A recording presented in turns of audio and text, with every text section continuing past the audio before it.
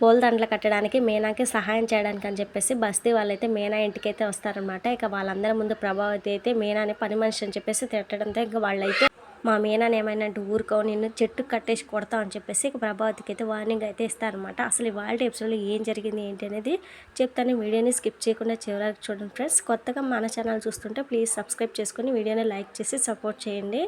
మీనా అయితే బస్తీ వాళ్ళందరికీ చెప్పి ఇక తన చెల్లిని కూడా తన వెంట అయితే తీసుకొని వస్తుంది అనమాట. ఇక ఆటోలో కూర్చుంటుంది అనమాట. వీళ్ళిద్దరి మధ్య దూరం ఉంది, ఎలాగైనా సరే వీళ్ళని కలపాలని చెప్పేసి మీనా వాళ్ళ చెల్లి అయితే అనుకుంటూ ఉంటుంది అనమాట.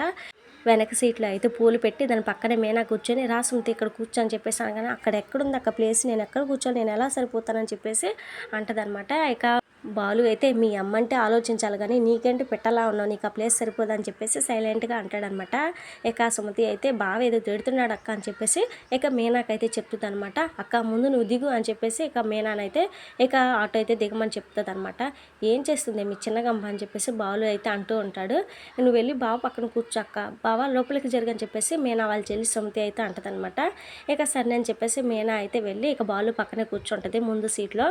అమ్మ ఎక్కడ అని చెప్పేసి మీనా అడగానే ఇంటికి వస్తాను అందులో అని చెప్పేసి సుమతి అయితే చెప్తుందనమాట. అమ్మో అక్కడికి వద్దు, మనం ఉన్నాగా కాల్ చేసి వద్దని చెప్పేసి మీనా అయితే అంటదనమాట. రోడ్డుపై గుంతలు ఎక్కువ ఉండక బాలు మీనాలు అయితే ఇంకా ఒకరినొకరు తగులుతూ ఉంటారనమాట.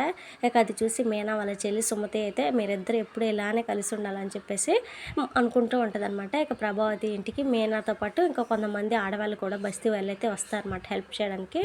ఇక పూల కొట్టు పెట్టినప్పుడు వచ్చా గుర్తుపట్టారా అని చెప్పేసి వాళ్ళు అనగానే అప్పుడు వచ్చారా, గుర్తుపెట్టుకోవడానికి మీరేమైనా సినిమా యాక్టర్స్ అని చెప్పేసి ప్రభావతి అయితే వాళ్ళని అయితే ఇన్సల్టింగ్గా మాట్లాడుతూ ఉంటుంది అనమాట. మీరేమైనా సినిమా యాక్టరా, మేము గుర్తుపెట్టుకోలేదా అని చెప్పేసి అందులో ఒక ఆవిడ గడిసామ అయితే అంటదనమాట. ఏం మాట్లాడుతున్నావు, అసలు ఎందుకు వచ్చారని చెప్పేసి ప్రభావతి అయితే వాళ్ళ మీద అయితే కోప్పడుతూ ఉంటుంది అనమాట. మీనాకు పెద్ద ఆర్డర్ వచ్చింది కదా పని చేయడానికి రమ్మంది అని చెప్పేసి ఆవిడైతే చెప్తుంది. ఇక ప్రభావతి అయితే అదే ఒక పని మనిషి, మీరంతా దాని కింద పని చేయడానికి వచ్చారని చెప్పేసి అంటూ ఉంటుంది అనమాట. ఏమన్నావు, మా మీనా పని మనిషి అని చెప్పేసి ప్రభావతిని కొట్టడానికైతే వస్తుంది అనమాట ఒక ఆమె ముందుకి. ఈ కడుపుకి మీనా పెట్టింది తింటున్నారుగా, అలా అనడానికి నోరెలా వచ్చింది, మీ కోడల్ని పరాయి వాళ్ళ ముందు తక్కువ చేసి మాట్లాడతావు అని చెప్పేసి బస్తీ వాళ్ళైతే ఇక ప్రభావతి మీదకైతే వెళ్తారనమాట. ఇక ప్రభావతి అయితే ఏంటి మీదకి వస్తున్నారని చెప్పేసి అంటూ ఉంటుంది అనమాట. మీనా అంటే ఏమనుకున్నావు, మా బస్తీలో మా అమ్మాయిలా చూస్తాం, ఎంత మంచి మనసు పిల్ల తెలుసా, పూల కొట్టుకి నీ పేరే పెట్టుకుంది, కొంచెం కూడా ఇంగిత జ్ఞానం లేదు నీకు. మీనా అని పని మనిషి అన్నావు, మిమ్మల్ని వంట మనిషి అంటే ఊరుకుంటారా, కక్కుసులు కడిగే మనిషి అంటే ఊరుకుంటారా అని చెప్పేసి ఇక బస్తీ వాళ్ళు అయితే ప్రభావతితో గొడవ పడుతూ ఉంటారనమాట. మీనా లాంటి కోడలు దొరకడం నీ అదృష్టం, మీనా అత్త కాబట్టి బతికిపోయావు, ఇంకొకరైతే 4 కోసి పడేస్తా అని చెప్పేసి ఇక బస్తీ వాళ్ళు అయితే వార్నింగ్ అయితే ఇస్తారనమాట. మీనా 4 రాళ్ళు సంపాదిస్తుంది, నువ్వేం చేస్తున్నావు, తిని కూర్చుంటున్నావు అని చెప్పేసి అంటూ ఉంటారనమాట. తిని కూర్చొని పొగరెక్కి మాట్లాడుతుందిలే అని చెప్పేసి ఒక ఆమెడైతే అంటదనమాట. నా ఇంటికి వచ్చి అని చెప్పేసి ప్రభావతి అనగానే ఆపమ్మ, చచ్చే ముందు పట్టుకెళ్తావా ఏంటి అని చెప్పేసి వాళ్ళైతే అంటారు. ఒక ఆమె అయితే ఆపుతుందనమాట. ఇదే మాట మన బస్తీకి వచ్చి మీనా అంటే ఊరుకుంటామా, చెట్టుకు కట్టేసి కొడతాం, నేనైతే నాలుక బయటకు లాగి పూలదండలా కుట్టేసేదాన్ని, మీనా గురించి ఒక్క మాట తప్పుగా మాట్లాడినా మర్యాద దక్కదని చెప్పేసి వాళ్ళైతే ఇంకా ప్రభావతికి అయితే వార్నింగ్ ఇస్తారనమాట.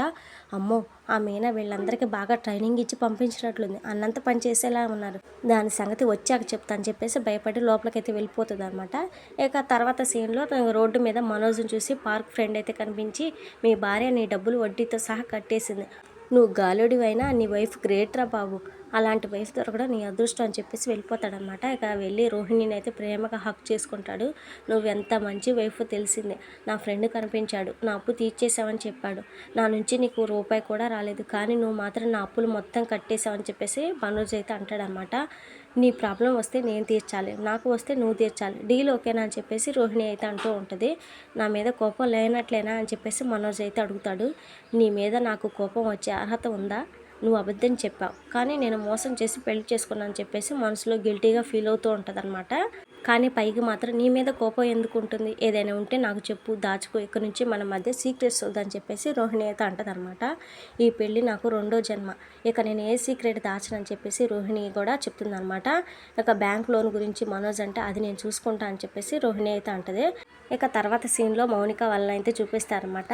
నేను నిన్ను ఎన్ని మాటలతో బాధ పెడుతున్నా అయినా కానీ నీకు నేను పెట్టే టార్చర్ సరిపోవట్లేదు అనుకుంటా, నేను నెక్స్ట్ లెవెల్కి తీసుకెళ్తా, దాంతో నువ్వు భయపడి పుట్టింటికి వెళ్ళిపోవాలి, నీ బాలు అన్న వాడిని అస్సలు వదిలిపెట్టనని చెప్పేసి సంజు అయితే అంటాడనమాట. ఇక మౌనిక అయితే మీరు ప్రతీకారంతో రగిలిపోతున్నారు, ఒకసారి పాజిటివ్గా ఆలోచించండి, ఒక్కసారి ప్రేమగా ఉండండి, అప్పుడు అర్థమవుతుందని చెప్పేసి మౌనిక అయితే అంటుంది. నా నుంచి నీ వాళ్ళని కాపాడుకోవడానికి ఈ ప్రయత్నం ఏం ఫలించదని చెప్పేసి ఇక సంజు అయితే వెళ్ళిపోతాడనమాట. ఇక బాలు వాళ్ళు అయితే ఇంటికి వస్తారు, వాకిట్లో పూలు కడతా అని చెప్పేసి అనుకుంటారు. అంతలోనే ప్రభావతి వచ్చి గుమ్మాలో ఏంటి ఇదేంటి ఇక్కడ కడతారని చెప్పేసి గొడవ చేస్తుంది అనమాట. ఇక బాలు కూడా ఊరుకోడు. ఎంతలో సత్యం అయితే వచ్చి మీ అమ్మ చెప్పింది కరెక్టేరా అని చెప్పేసి, ఇక్కడ ఎందుకు వచ్చిపోయే వాళ్ళకి ఇబ్బంది, మంచిగా హాల్లో కట్టుకోండి అని చెప్పేసి అంటాడనమాట. నువ్వు సూపర్ నాన్న అని చెప్పేసి బాలు అయితే అంటాడు. ఇక ఇంట్లో హాల్లో పూలు వేసి పని అయితే స్టార్ట్ చేస్తారనమాట బస్తీ వాళ్ళు. మన ఇంట్లో మనకు ఫ్రీడమ్ లేకుండా చేస్తున్నారని చెప్పేసి మనోజ్ అయితే అంటాడు.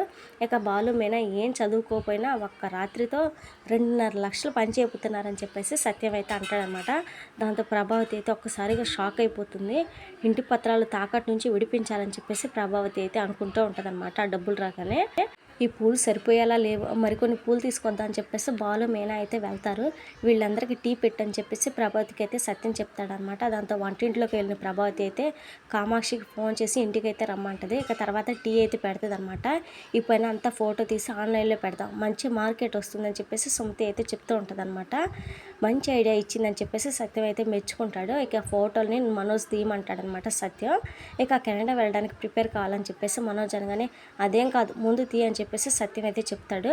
ఇక మీనా చేసే 500 మాలలు మండపానికి చేరకూడదు, ఇదే పర్ఫెక్ట్ రివెంజ్ అని చెప్పేసి ఎలాగైనా సరే వాటిని ఆ రాజకీయ నాయకుడి దగ్గరికి వీళ్ళు తీసుకెళ్లకుండా మధ్యలోనే ఆ మాలలన్నీ దొంగతనం చేయాలని చెప్పేసి తన మనుషులతో చెప్తూ ఉంటాడనమాట.